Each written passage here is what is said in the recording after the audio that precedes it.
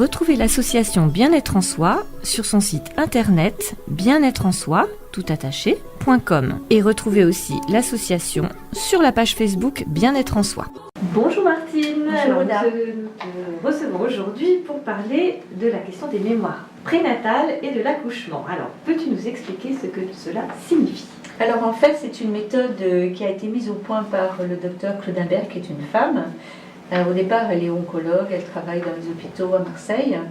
Et puis elle se rend compte, à travers des pratiques de sophrologie, qu'elle a une mémoire prénatale qui concerne un jumeau, la perte d'un jumeau. C'est pas un secret, puisqu'elle-même, elle en parle facilement dans ses ouvrages. Et elle se rend compte que ça va chambouler son existence et sa profession et tout le reste, puisqu'elle décide en effet de lâcher sa profession ancienne pour se consacrer complètement à cette découverte. C'est un peu un moment pionnier à l'époque, puisqu'il y a plus de 20 ans, on ne parlait pas vraiment des mémoires prénatales, ça paraissait un peu obscur, fumeux, mais voilà, elle décide de mettre en place une formation, et j'ai eu la chance de découvrir il y a 20 ans son ouvrage qui s'appelle donc « L'avenir se joue avant la naissance ». Comment cette relaxation profonde peut être obtenue, par exemple ? Alors l'idée, c'est de... Bien sûr, on n'a pas le souvenir de notre vie prénatale, conscient en tout cas. Donc le but, c'est de permettre à la personne d'arriver dans un état de relaxation profonde. Donc même les personnes cartésiennes, celles qui sont réceptives, peu importe, elles accèdent, voilà, à travers un accompagnement que je propose, à une détente profonde. Et à ce moment-là, c'est le mental qui commence un peu à se mettre en repos pour donner la place au corps, parce que le corps est porteur de toutes les mémoires, de tout ce qu'on a vécu depuis le début de notre existence, depuis même le début de notre conception. Et dans ce moment-là, en fait, on va pouvoir accéder aux informations liées à notre vie prénatale. Quelle sorte d'empreinte prénatale peux-tu accompagner ? Alors, il y en a plusieurs sortes, il n'y en a pas qu'une, il y en a plusieurs, je vais en nommer quelques-unes. Ça peut être la perte du jumeau in utero, et il y a en fait 10% à peu près de femmes qui ont un jumeau in utero et qui en perdent un au début de la grossesse sans même s'en rendre compte. Donc ils passent inaperçu pour la mère, mais pas inaperçu pour celui qui reste. En fait, ça laisse une empreinte très profonde parce qu'on se sent incomplet. Il y a toujours l'idée que l'autre nous manque, et on va donc chercher à travers nos relations affectives ou autres le complément de l'être qui nous manque. Et ça peut donner lieu à justement une recherche de relations fusionnelles, la peur de perdre l'autre, voilà, ça entraîne des conséquences sur notre vie adulte.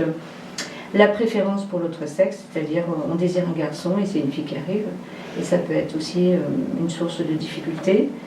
Lorsqu'un bébé décède juste avant, ou qu'il y a une fausse couche, parce que l'utérus est empreint de cette mort qu'il y a eu précédemment. Le deuil pendant la grossesse aussi, c'est-à-dire le deuil d'un proche. Ça veut dire que vous allez ressentir toute sa tristesse, étant donné que le bébé, le fœtus, c'est comme une éponge, hein, il va tout absorber, il va ressentir toute la détresse que vit votre mère sans pouvoir interpréter à quoi est rattachée en fait cette détresse. Hein.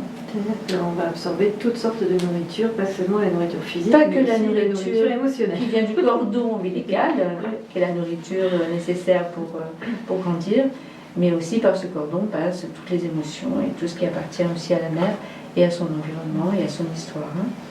La naissance par césarienne, donc là c'est plus au moment de la naissance.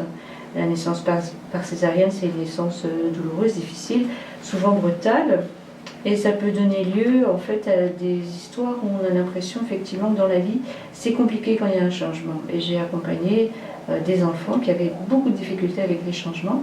Et quand j'ai questionné les mamans concernant leur naissance, elles m'ont expliqué qu'ils étaient nés par césarienne. Et on voit à quel point, quand l'événement est brutal, la césarienne c'est brutal, hein, parfois c'est même pas préparé, on apprend ça au dernier moment, et bien l'enfant, le bébé, il est en train de dormir, puis tout d'un coup, pouf, voilà, il est éjecté du ventre de sa mère assez brutalement.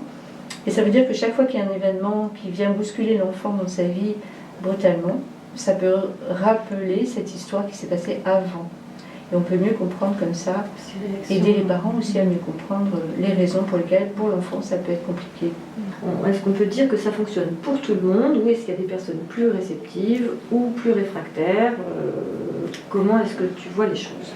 Alors, de par mon expérience, maintenant ça fait une vingtaine d'années, j'ai pas mal de recul et je me rends compte qu'effectivement, il y a des gens qui viennent un peu à reculons en me disant j'ai essayé plein de thérapies et voilà, j'en ai fait beaucoup et je me sens toujours aussi mal.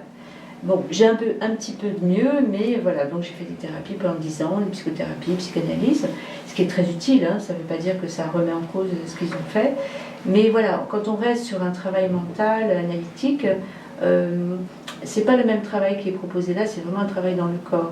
Donc cette découverte du travail par le corps peut concerner tout le monde. Et j'ai vu des personnes cartésiennes commencer les séances en me disant « mais vous allez voir, avec moi, ça va être compliqué ». Et puis en fait, c'est pas le cas. Parce qu'elles disent « oh mais je suis surprise, mais ça a marché ». Je dis « oui, ça marche parce que voilà, vous êtes prête et que voilà, vous vous êtes détendue, que vous avez un peu lâché votre mental.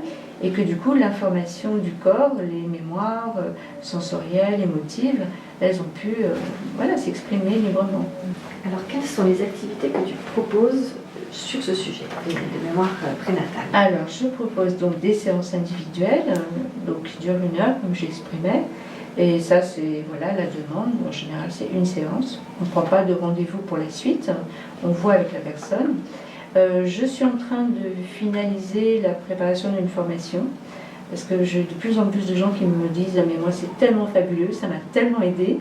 Maintenant à mon tour j'aimerais bien faire cet accompagnement ». Donc je n'avais pas forcément envisagé, mais là je suis en train de travailler sur cette formation. Et puis je suis dans une préparation de livre pour témoigner, un livre témoignage, parce que j'ai tellement de témoignages, de faire part de choses merveilleuses que je me dis c'est ça que j'ai envie de transmettre, c'est de montrer aux gens des cas concrets, avec l'accord des gens bien évidemment, pour montrer à quel point ça peut nous aider, chacun d'entre nous, dans notre parcours d'adulte. Alors, est-ce que tu peux nous donner tes coordonnées pour que les personnes puissent te joindre et puissent participer à tes formations et découvrir cette méthode?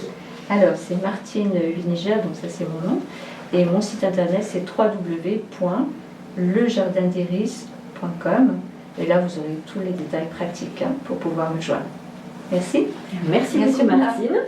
Retrouvez l'association Bien-être en soi sur son site internet bien-être-en-soi, toutattaché.com. Et retrouvez aussi l'association sur la page Facebook Bien-être en soi.